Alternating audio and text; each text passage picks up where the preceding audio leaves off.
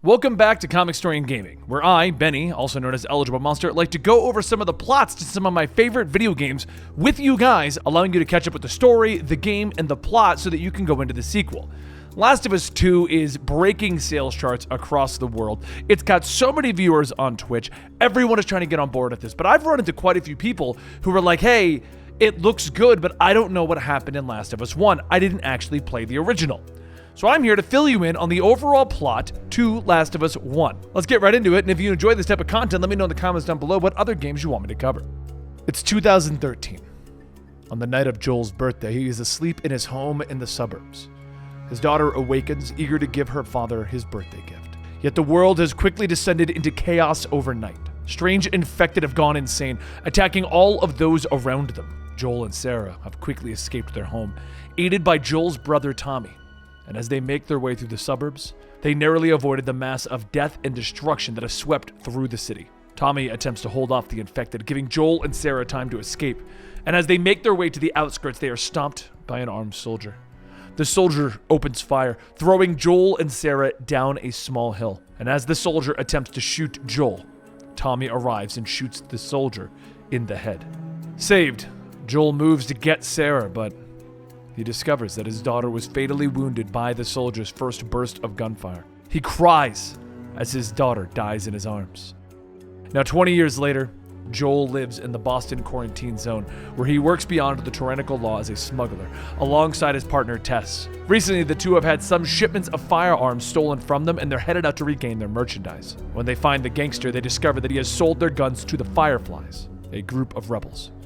The activists are fighting against the Fedra-run quarantine zones, and angered by the loss of their merchandise, Tess kills the criminal. Deciding to try and retrieve their guns, Joel and Tess search for the head of the Fireflies in the city. It's there that they meet Marlene, who agrees to return their guns if they smuggle something out of the city for her. They agree, and they travel to the Fireflies' safe house. It's there that they discover that Marlene wants them to smuggle out 14-year-old Ellie, although the reason isn't given. Once they verify that Marlene has their weapons, Joel and Tess move Ellie through the city. Quickly, they are stopped by soldiers who scan them for the virus. Both Joel and Tess are cleared, but Ellie quickly reacts, grabbing one of the soldiers and stabbing them. Joel and Tess are forced to kill the others, and they all escape, and Ellie reveals that she was bitten 3 weeks ago, which Marlene thinks means that her immunity is the key to the cure. Moving through the city, the group must avoid the infected and the soldiers while they make their way to the Capitol building, where they are supposedly going to meet with their Firefly contacts. Upon arriving, though, they discover that the Fireflies have all been killed, and believing that they have failed, Joel decides that they should head back into the quarantine zone, but it is then that Tess reveals that she was bitten by an infected during their movement through the city. She asks Joel to bring Ellie to his brother Tommy, who used to work for the Fireflies.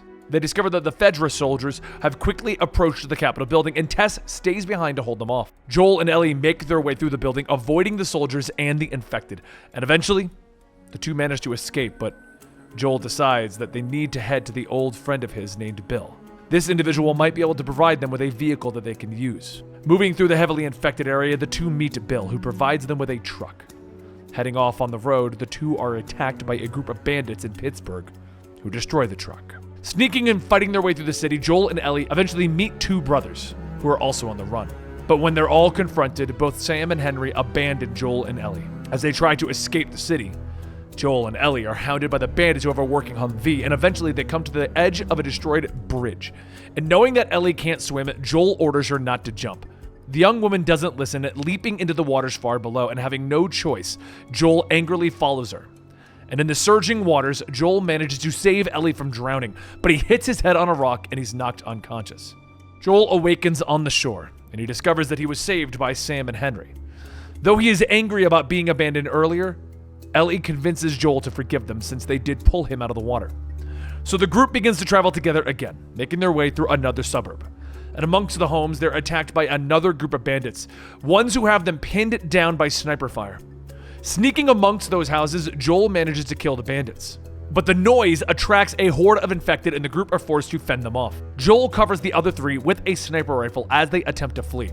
And that night, the group manages to take refuge inside of a radio tower. It is there that they share their histories, with Ellie keeping quiet about her possible immunity. The next morning, they discover that Sam was bitten in the attack yesterday. And as Joel pulls out his gun on the infected boy, Henry shoots the pistol from Joel's hand. Finally realizing what he has to do, Henry shoots his brother in the head. And then he briefly turns the pistol on Joel again, but decides to take his own life instead. Joel and Ellie continue their journey, and they eventually come to a walled city near an electrical dam. It is here that they discover that Tommy and his wife, Maria, have started their own community. As Tommy shows Joel around the town, Joel explains the situation to Tommy, believing that his brother should bring her the rest of the way to the Fireflies. Tommy refuses, preferring the life that he has now. Before they can finish their argument, though, the town is attacked by a group of bandits, and Joel and Tommy must defend the settlement. Afterwards, Tommy decides that he will take Ellie the rest of the way, and he explains it to his wife. Ellie overhears it, though, and is upset that Joel is abandoning her here. So she runs off. She steals a horse, and she heads into the woods. Tommy and Joel follow her, finding her taking refuge inside of an old house, and discussing the situation with her. Joel explains that Ellie would be safer with Tommy, which forces Ellie to bring up that she isn't Sarah.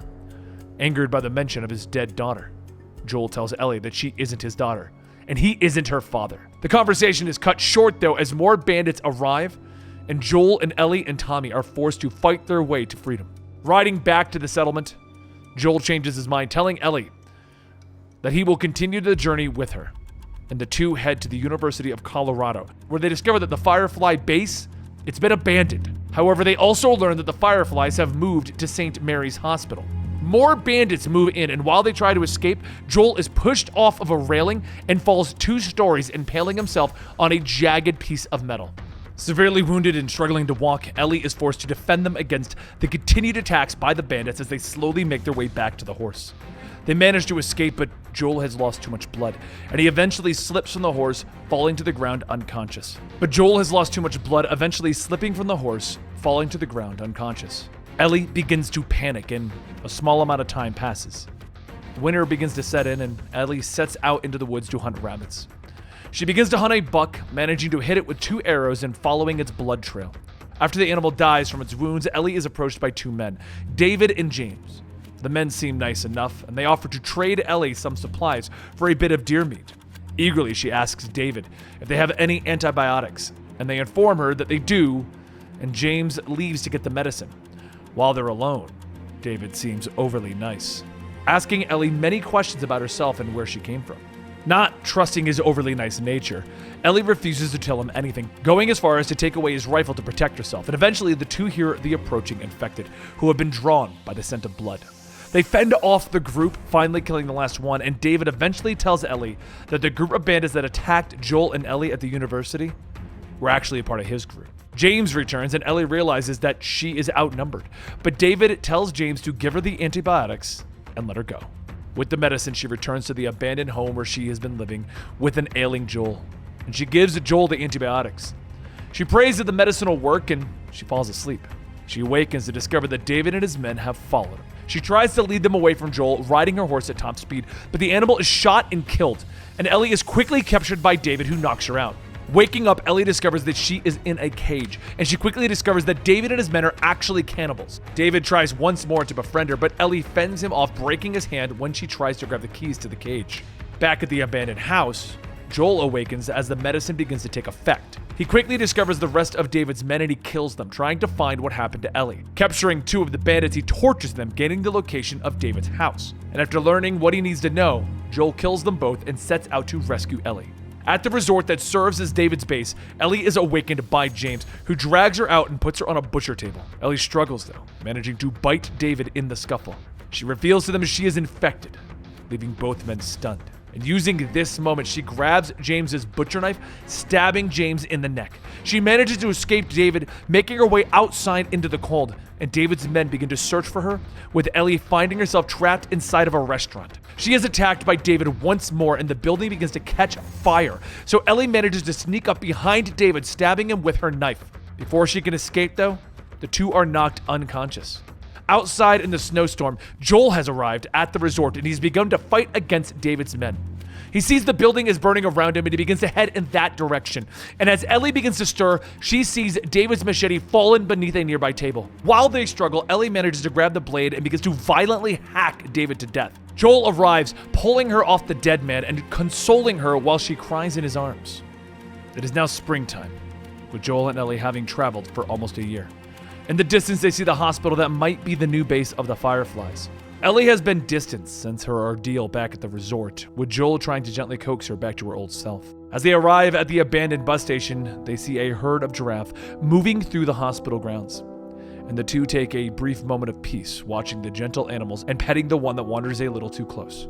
They continue to move forward, but Joel brings up the idea of abandoning their quest, of returning to Tommy's settlement to live out the rest of their lives. Yet Ellie believes that they can't, or their journey will be for nothing. So the two continue forward, venturing underground when the way above is blocked. And in the flooded tunnels, they discover that there are more infected. So they fight their way through, but they find themselves caught in a current. When Joel becomes pinned, Ellie tries to rescue him, but is knocked into the rushing water. Joel manages to free himself, diving into the water and pulling her clear.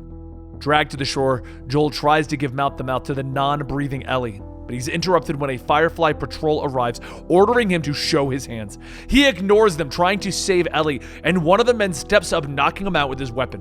Joel then awakens in a hospital bed, and Marlene sits nearby. She informs him that he is with the Fireflies now and they've rescued Ellie. She informs Joel that they are already prepping her for surgery, and they will remove the infection from her to begin work on a cure. Joel realizes that moving the infection from Ellie's brain will kill her, and he begins to grow angry. He begins to argue with Marlene, ordering her to find someone else to make a cure.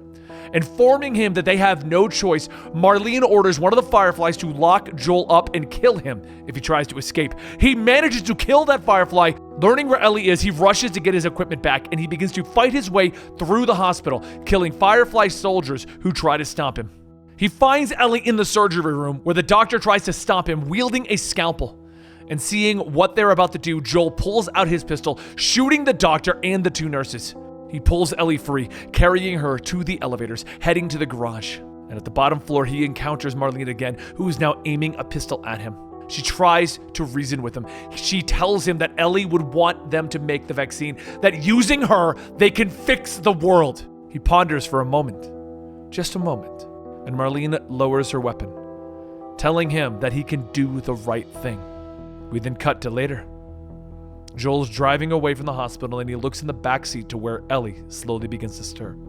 More time passes, and the two abandon the truck, and they continue to Tommy's settlement on foot. Along the way, Ellie once again asks Joel what happened at the hospital and what happened with the Fireflies. She asks him to swear that everything he said was true, and Joel stares at her for the briefest of moments, pausing, and he tells her that it was. She stares at the man who has become like a father to her, and she finally accepts his answer. The Last of Us isn't a story about saving the world. It isn't a story of redemption, of one man willing to sacrifice everything for the better of mankind. The Last of Us is a story of survival at all costs. Joel is a man who lost his daughter on the first day of the infection, yet 20 years later, he is still holding on, still doing what he can to survive every day. Yet he is not a good person. He does not care for the betterment of the quarantine zones or the cure of the virus. Joel will survive because he knows no other way. While at first he had no feelings for Ellie, not even believing in the ability to make a cure, over the course of the game, he comes to see her as a second daughter, just as she sees him as a surrogate father. Yet this too isn't really a healthy relationship, as we see Joel literally do anything to save her when he couldn't save his real daughter. Joel would rather damn the entire world rather than allow another daughter to die. Joel is a broken man in a broken world, a hero in the thinnest sense. We as the player believe that in the end we will save the world, but this is not Joel's story, and we can't change it. We don't have any other choices. If you guys enjoyed this recap of The Last of Us 1 storyline, please consider subscribing to our channel and let us know other things you want in the comments down below. We're currently recapping all of Resident Evil, we're recapping all of Final Fantasy, and we're bringing you various gameplays of various games, and I hope you guys are excited to see all of that. Consider subscribing, hitting that like button, and I will see you guys in the next video right here at Comicstorian Gaming.